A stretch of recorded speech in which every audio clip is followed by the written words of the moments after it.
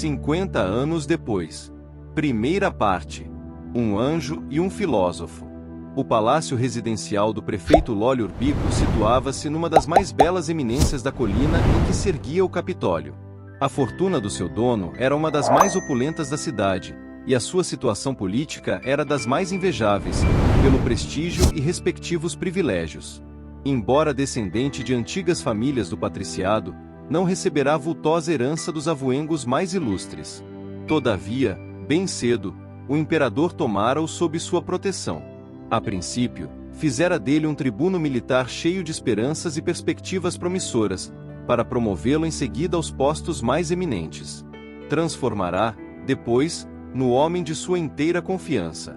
Concederá-lhe valiosas doações em propriedades e títulos de nobreza, espantando-se, porém, a aristocracia da cidade quando Adriano lhe recomendou o casamento com Cláudia Sabina, plebeia de talento invulgar e de rara beleza física, que conseguirá, com o seu favoritismo, as mais elevadas graças da corte.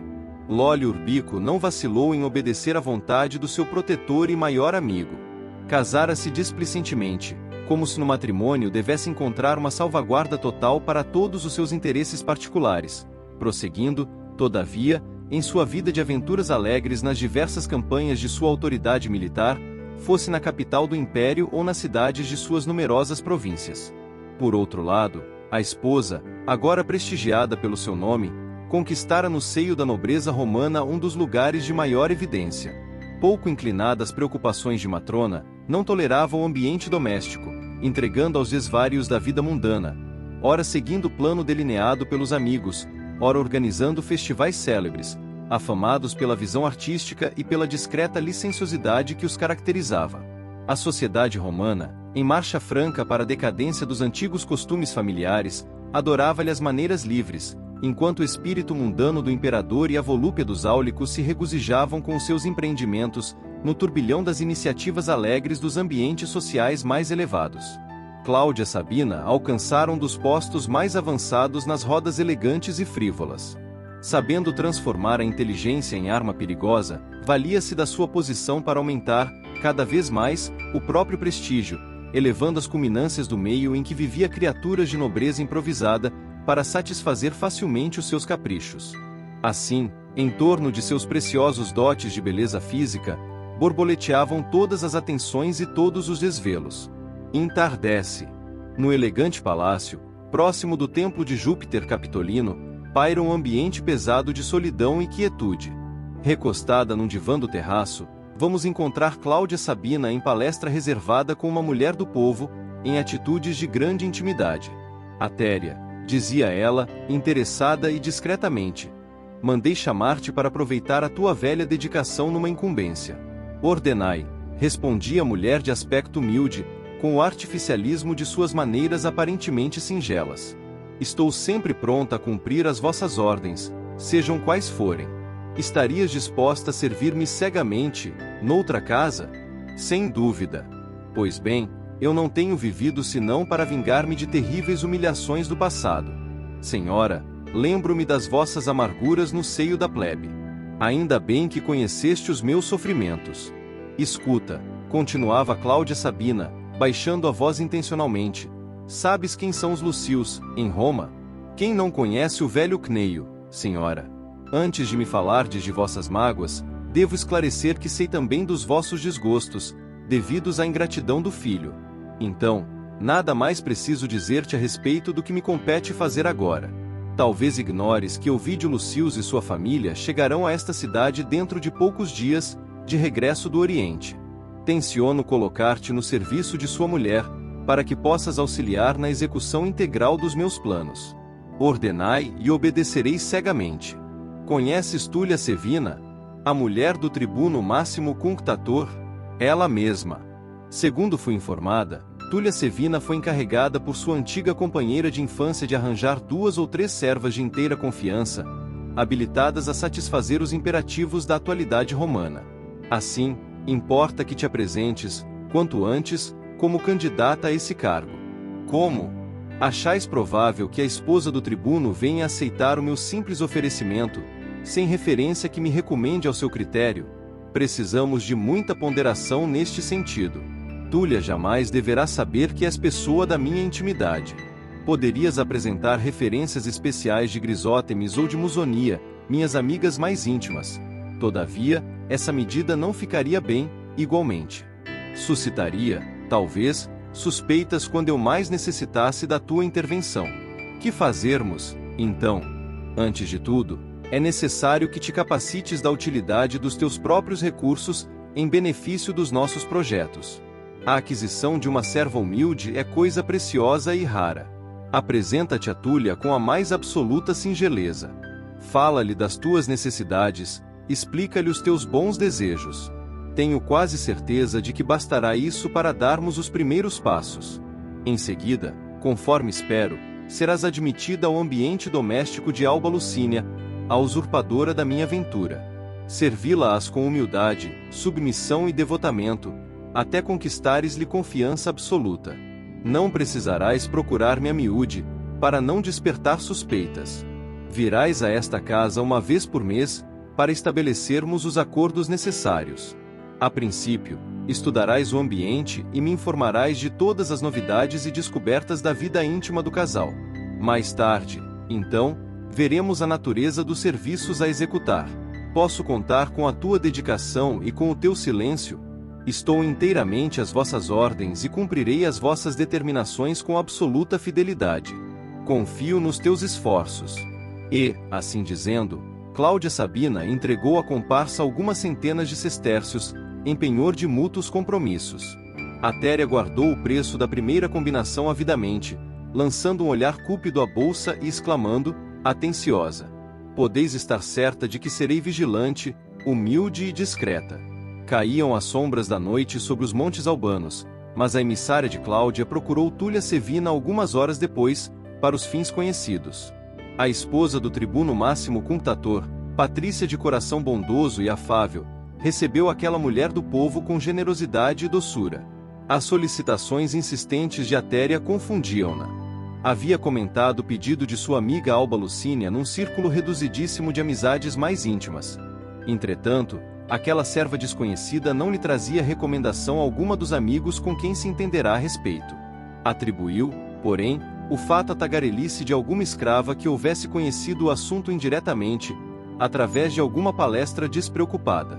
A humildade e singeleza de Atéria pareceram-lhe adoráveis. Suas maneiras revelavam extraordinária capacidade de submissão, desvelada e carinhosa. Túlia Sevina aceitou-a e, apiedada da sua situação, recolheu-a naquela mesma noite, acomodando-a entre as suas fâmulas. Dali a dias, a porta de Hóstia apresentava singular movimento. Luxuosas viaturas encaminhavam-se para o porto, onde a galera dos nossos conhecidos já havia ancorado. Nas edificações da praia ensolarada, estalavam os ditos alegres e carinhosos. Uma chusma de amigos e representações sociais e políticas vinha receber Elvídio e Caio, num dilúvio de abraços carinhosos. Lólio Urbico e a esposa chegavam, igualmente, ao lado de Fábio Cornélio e sua mulher Júlia Spinter, velha Patrícia conhecida por suas tradições de orgulhosa sinceridade. Túlia Sevina e Máximo Cunctator lá se encontravam também, ansiosos pelo amplexo fraternal dos amigos que, por largos anos, se haviam ausentado. Numerosos parentes e afeiçoados disputavam entre si um instante de estreitar nos braços os queridos recém-chegados. Mas, dentre toda a multidão, destacava-se o vulto venerando de Cneio Lucius, aureolado pelos cabelos brancos que as penosas experiências da vida haviam santificado. Uma atmosfera de amor e veneração fazia-se em torno da sua personalidade vibrante de cultura e generosidade, que 75 anos de lutas não conseguiram empanar.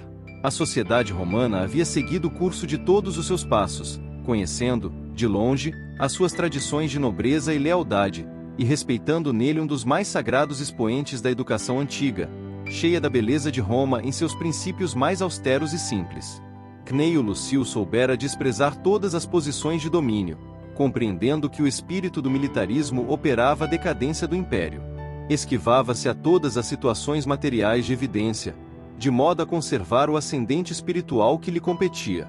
No acervo dos seus serviços à coletividade, contavam-se as providências desenvolvidas pelo governo imperial a favor dos escravos que ensinavam as primeiras letras aos filhos de seus senhores, além de muitas outras obras de benemerência social, em prol dos mais pobres e humildes, a quem a sorte não favorecera.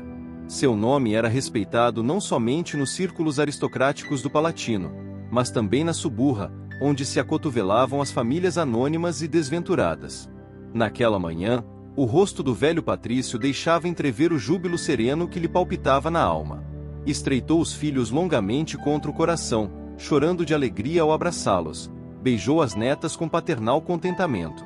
Mas, enquanto as mais festivas saudações eram trocadas entre todos no turbilhão de expressivas demonstrações de afeto, Cneio Lucius notou que Lólio Urbico contemplava, com insistência, o perfil de sua nora, enquanto Cláudia Sabina, fingindo absoluto ouvido do passado, concentrava sua atenção em Elvídio, em furtivos olhares que lhe diziam tudo a experiência de um coração cansado de bater entre os caprichosos desenganos do mundo. Nestório, por sua vez, desembarcado em Hóstia para realizar o velho sonho de conhecer a cidade célebre e poderosa, sentia estranhas comoções vibrarem-lhe no íntimo, como se estivesse a rever lugares amigos e queridos. Guardava a convicção de que o panorama, agora desdobrado aos seus olhos ansiosos, lhe era familiar desde os mais remotos tempos. Não podia precisar a cronologia de suas recordações, mas conservava a certeza de que, por processo misterioso, Roma estava inteira na tela de suas mais entranhadas reminiscências. Naquele mesmo dia, enquanto Alba Lucínia e as filhas se retiravam para a cidade ao lado de Fábio Cornélio e sua mulher, Elvídio Lucius tomava lugar ao lado do velho genitor, encaminhando-se ao perímetro urbano, sem observar as horas ou as perspectivas suaves do caminho, plenamente mergulhados, como estavam, em suas confidências mais íntimas. Elvídio confiou ao pai todas as impressões que trazia da Ásia Menor, rememorando cenas e evocando carinhosas lembranças, salientando, porém, suas intensas preocupações morais a respeito da filha, cujos conhecimentos prematuros em matéria de religião e filosofia o assombravam, desde que, acidentalmente, ouvirá os escravos da casa discutirem perigosas superstições da crença nova que invadia os setores do império em todas as direções. Esclareceu, assim, ante o delicado e generoso mentor espiritual de sua existência, toda a situação familiar, apresentando-lhe os pormenores e circunstâncias em torno do assunto. O velho Cneio Lucius, depois de ouvi-lo atentamente, prometeu-lhe auxílio moral no que se referia à questão, a cuja solução seu experimentado tirocínio educativo prestaria o mais proveitoso concurso. Em poucos dias, instalavam-se os nossos amigos na sua magnífica residência do Palatino, iniciando um novo ciclo de vida citadina. Elvídio Lucius estava satisfeito com sua nova posição, salientando-se que, como substituto imediato do sogro nas funções de censor, estava-lhe reservado um papel relevante na vida da cidade, sob as vistas generosas do imperador. Quanto a Alba Lucínia, graças aos seus inatos pendores artísticos, auxiliada por Túlia, transformou as perspectivas da velha propriedade, imprimindo-lhes o gosto da época e edificando em cada recanto um fragmento de harmonia do lar, onde o marido e as filhas pudessem repousar das largas inquietações da vida. Desnecessário dizer que, abonada por Túlia, Atéria foi admitida no lar, impondo-se a todos por sua humildade habilidosa e conquistando dos Amós confiança plena em poucos dias. Na semana seguinte, a pretexto de repousar algum tempo junto do avô que a idolatrava, Célia foi conduzida pelos pais à sua residência, na outra margem do Tibre, nas faldas do Aventino. Cneio Lucius habitava um confortável palacete de apurado estilo romano, em companhia de duas filhas já idosas, que lhe enchiam de afeto a estrelejada noite da velhice. Recebeu a neta carinhosamente, com as mais inequívocas provas de contentamento. No dia imediato, pela manhã, mandou preparar a liteira particular para, em sua companhia, oferecer um sacrifício no templo de Júpiter Capitolino. Célia acompanhou calma e prazerosa, embora reparasse os olhares expressivos com que o ancião observava, ansioso, talvez, por lhe identificar os sentimentos mais íntimos. Cneio Lucius não estacionou tão somente no santuário de Júpiter, dirigindo-se igualmente ao templo de Serapis, onde procurou palestrar com a neta a respeito das mais antigas tradições da família romana. A jovem não lhe contradisse as palavras nem interrompeu a carinhosa preleção, submetendo-se à maior obediência no que se referia à ritualística dos templos, conforme os regulamentos instituídos em Roma pelos padres flamínios. A tarde já caía quando o generoso velhinho deu por terminada a peregrinação através dos edifícios religiosos da cidade. O sol escondia-se no poente, mas Cneio Lucius desejava conhecer toda a intensidade dos novos pensamentos da neta, conduzindo-a, para esse fim, ao altar doméstico, onde se alinhavam as soberbas imagens de marfim dos deuses familiares. Célia, minha querida, disse ele por fim, descansando num largo divã à frente dos ídolos, levei-te hoje aos templos de Júpiter e de Serapis, onde ofereci sacrifícios em favor da nossa felicidade. Mais que a nossa ventura, porém, cara filha, eu desejo a tua própria. Notei que acompanhavas os meus gestos, e todavia, não demonstravas devoção sincera e ardente. Acaso trouxeste da província alguma ideia nova, contrária às nossas crenças? Ouviu a palavra do venerando avô com a alma perdida em profundas cismas. Compreendeu, de relance, a situação e, afeitas rigorosas tradições da família, adivinhou que seu pai solicitara tal providência no intuito de reformar-lhe os pensamentos, bem como as convicções mais íntimas. Querido avô, respondeu de olhos úmidos, nos quais transparecia sublimada inocência, eu sempre vos amei de toda a minha alma, e vós me ensinastes a dizer toda a verdade, em quaisquer circunstâncias. Sim, exclamou Cneio Lucius, admirado, adivinhando as emoções da adorada criança, estás no meu coração a todos os instantes. Fala, filhinha, com a maior franqueza. Eu não aprendi outro caminho que o da verdade, junto às nossas tradições e aos nossos deuses. De antemão, devo esclarecer-vos que foi certamente meu pai quem vos solicitou a reforma dos meus atuais sentimentos religiosos. O venerável ancião fez um gesto de espanto frente àquela observação inesperada. Sim, continuou a jovem. Talvez meu pai não me pudesse compreender inteiramente. Ele jamais poderia ouvir-me satisfatoriamente sem um protesto enérgico de sua alma. Entretanto, eu continuaria a amá-lo sempre, ainda que o seu coração não me entendesse.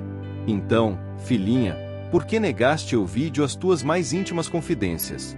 Tentei fazê-las um dia, quando ainda nos encontrávamos na Judéia, mas compreendi, imediatamente, que meu pai julgaria mal as minhas palavras mais sinceras, percebendo, então, que a verdade, para ser totalmente compreendida, precisa ser tratada entre corações da mesma idade espiritual. Mas, filha, onde colocas agora os laços sagrados da família? No amor e no respeito com que sempre os cultivei. Entretanto, avôzinho, no campo das ideias, os elos do sangue nem sempre significam harmonia de opinião entre aqueles que o céu uniu no instituto familiar. Venerando e estimando meu pai no meu afeto filial e no respeito às tradições do seu nome, exposo ideias que ao seu espírito não é possível aderir, por enquanto. Mas que queres traduzir por idade espiritual? Que a mocidade e a velhice, quais as vemos no mundo, não podem significar senão expressões de uma vida física que finda com a morte. Não há moços nem velhos, e sim almas jovens no raciocínio ou profundamente enriquecidas no campo das experiências humanas. Que queres dizer com isso? Perguntou o ancião, altamente admirado. Tens tão vasta leitura dos autores gregos? Isso é de estranhar, quando teu pai só há pouco obteve um escravo culto, especialmente destinado a enriquecer a tua educação e a de tua irmã. Vovô bem sabe da ânsia de aprender que sempre me impeliu desde pequenina. Embora jovem, sinto em meu espírito o peso de uma idade milenária. Em todos estes anos de ausência, na província, gastei todo o tempo disponível em devorar a biblioteca que meu pai não podia levar consigo para suas atividades na Idumeia. Filhinha, exclamou o respeitável ancião, sinceramente consternado, não terias agido à moda dos enfermos que, à força de buscarem a virtude de todos os medicamentos ao alcance da mão, acabam lamentavelmente intoxicados? Não, querido avô, eu não me envenenei. E se tal coisa houver acontecido, há mais de 2 anos tenho no coração o melhor dos antídotos à influência corrosiva de todos os tóxicos deste mundo. Qual? Interrogou Cneio Lucius, sumamente surpreendido. Uma crença fervorosa e sincera. Colocaste teus pensamentos, neste sentido, sob a invocação dos nossos deuses. Não, querido avô. Pesa-me confessar-vos, mas sinto em vosso íntimo a mesma capacidade de compreensão que vibra em minha alma, e devo ser sincera. Os deuses de nossas antigas tradições já não me satisfazem. Como assim, querida filha? A que entidade dos céus confias hoje a tua fé sublimada e fervorosa? Como se nos seus grandes olhos vibrasse estranha luz, Célia respondeu calmamente. Guardo agora minha fé em Jesus Cristo, o Filho de Deus vivo. Declaras-te cristã? Perguntou o velho avô, empalidecendo. Só me falta o batismo. Mas, filha, disse Cneio Lucius, emprestando à voz uma doce inflexão de carinho, o cristianismo está em contradição com todos os nossos princípios, pois elimina todas as noções religiosas e sociais, basilares da nossa concepção de Estado e de família. Além disso, não sabes que adotar essa doutrina é caminhar para o sacrifício e para a morte. Vovô, apesar dos vossos longos e criteriosos estudos, acredito que não chegastes a conhecer as tradições de Jesus e a claridade suave dos seus ensinamentos. Se tivesses o conhecimento integral da sua doutrina, se ouvisseis diretamente aqueles que se saturaram da sua fé, teríeis enriquecido ainda mais o tesouro de bondade e compreensão do vosso espírito. Mas não se compreende uma ideia tão pura, a encaminhar seus adeptos para a condenação e para o martírio, há quase um século. Entretanto, avôzinho, ainda não atentastes, talvez, para a circunstância de partir do mundo essa condenação, ao passo que Jesus prometeu as alegrias do seu reino a todos os que sofressem na terra, por amor ao seu nome. Desvairas, minha querida, não pode haver divindade maior que o nosso Júpiter, nem pode existir outro reino que ultrapasse o nosso império. Além disso, o profeta Nazareno, ao que sou informado, pregou uma fraternidade impossível e uma humildade que nós outros não poderemos compreender. Pousou sobre a neta os olhos plácidos, cheios de caridade misteriosa, sentindo, porém, uma comoção mais intensa ao encontrar os dela serenos, piedosos, transparentes de candura indefinível. Avôzinho, continuou a dizer com um olhar abstrato, como se o espírito voejasse em recordações queridas e longínquas, Jesus Cristo é o Cordeiro de Deus, que veio arrancar o mundo do erro e do pecado. Por que não lhe compreendermos os divinos ensinamentos, se temos fome de amor em nossa alma? Aparentemente, sou uma jovem e vós um homem velho, para o mundo. No entanto, sinto que nossos pensamentos são gêmeos na sede de conhecimento espiritual. Da terra inteira nos chegam clamores de revolta e gritos de batalha. Misturam-se o fel dos oprimidos e as lágrimas de todos os que padecem na humilhação e no cativeiro. Tendes conhecimento de todos esses tormentos insondáveis que campeiam em todo o mundo.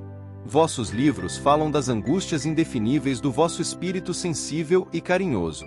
Esses brados de sofrimento chegam até aos vossos ouvidos, a todos os momentos. Onde estão os nossos deuses de marfim, que não nos salvam da decadência e da ruína?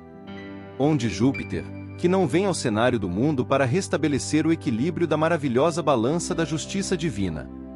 Poderemos aceitar um Deus frio, impassível, que se compraz em endossar todas as torpezas dos poderosos contra os mais pobres e os mais desgraçados?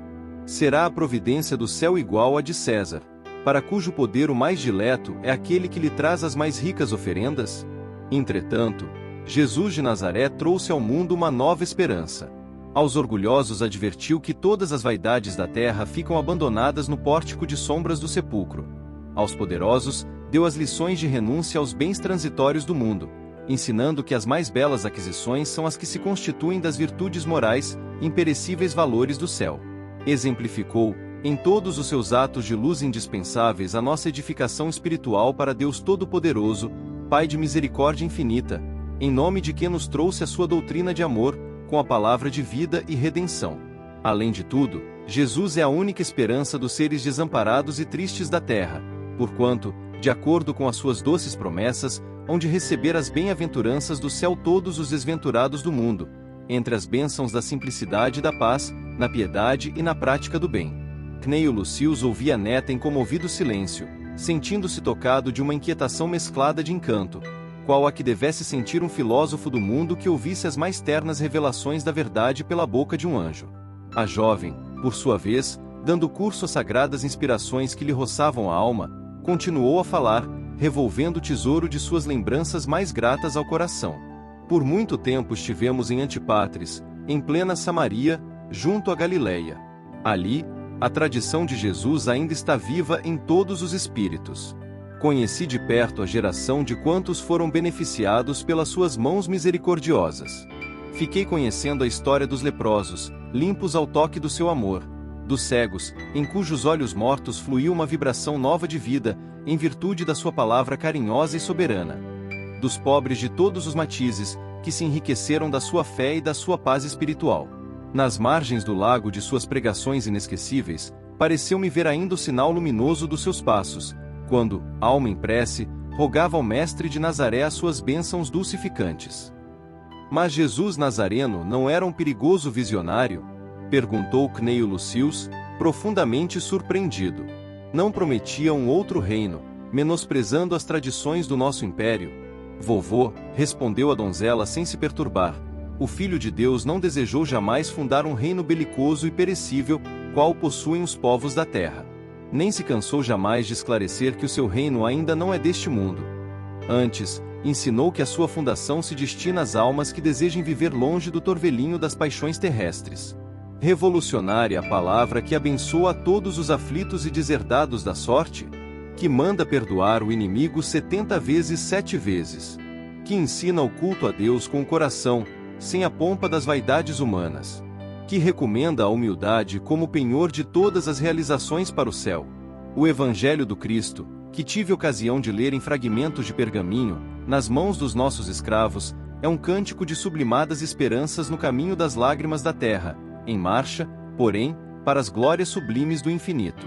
O respeitável ancião esboçou um sorriso complacente, exclamando, bondoso: Filha, para nós, a humildade e o desprendimento são dois postulados desconhecidos. Nossas águias simbólicas jamais poderão descer dos seus postos de domínio, nem os nossos costumes são passíveis de se acomodarem ao perdão, como norma de evolução ou de conquista. Tuas considerações, porém, interessam-me sobremaneira. Mas dize-me, onde auriste semelhantes conhecimentos? Como pudeste banhar o espírito nessa nova fé, a ponto de argumentares fervorosamente em desfavor das nossas tradições mais antigas? Conta-me tudo com a mesma sinceridade que sempre reconheci no teu caráter. Primeiramente, vim a conhecer os ensinamentos do Evangelho, ouvindo, curiosamente, as conversas dos escravos de nossa casa. Após haver pronunciado essas palavras reticenciosas, Célia pareceu meditar gravemente, como se experimentasse uma dificuldade indefinível para atender aos bons desejos do querido avô naquelas circunstâncias. Em seguida, como se travasse consigo mesmo um diálogo silencioso entre a razão e o sentimento, ruborizou-se, como receosa de expor toda a verdade. Cneio Lucius, todavia, identificou-lhe imediatamente a atitude mental, exclamando: Fala, filha, teu velho avô saberá entender o teu coração. Direi, respondeu ela, ruborizada, dirigindo-lhe os olhos suplices na sua timidez de menina e moça. Vovô, será pecado amar? Certo que não, respondeu o velhinho, adivinhando um mundo de revelações no inopinado da pergunta. E quando se ama a um escravo? O venerável patrício sentiu constritiva emoção ao ouvir a penosa revelação da neta adorada.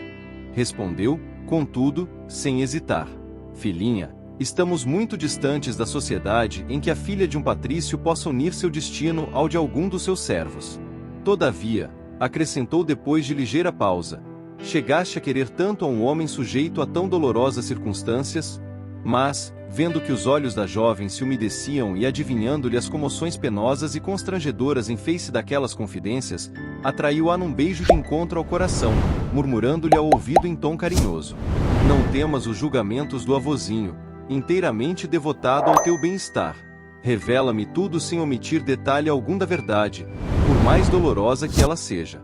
Saberei compreender a tua alma, acima de tudo.